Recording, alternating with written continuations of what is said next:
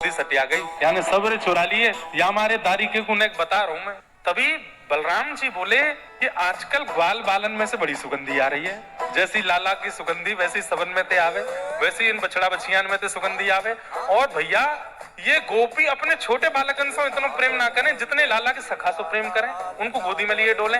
और तो और ये गैया भी सबरी अपने नए नए बछड़ा बछियान से इतना प्रेम नहीं करें जितना प्रेम लाला की चरावे वाली बछिया बछियान से करें। क्यों? बलराम जी हैं, शेषनाग हैं। तुरंत अपनी दिव्य दृष्टि से देखा तो सब ठाकुर जी, सबके रूप में ठाकुर जी घूम रहे हैं। ब्रज मंडल में लाखों श्री कृष्ण हो गए हैं। बाल भी कृष्ण है, बाल भी कृष्ण है, गैया भी कृष्ण है, बछिया भी कृष्ण है, उनके वस्त्र भी कृष्ण है, उनकी छड़ी भी कृष्ण है, उसमें पोटली भी कृष्ण है, उसमें प्रसाद भी, सब कुछ कृष्ण है। दाऊ दादा तुरंत लाल जी के पास गए। बोले लाला जी क्या कर रहे हो तुम? बोले कहा दाऊ दादा मैंने। बोले सबके रूप में तू ही डोल रहा, मुझे सब पता है। अरे दाऊ दादा कहा बताऊं, जब ब्रह्मा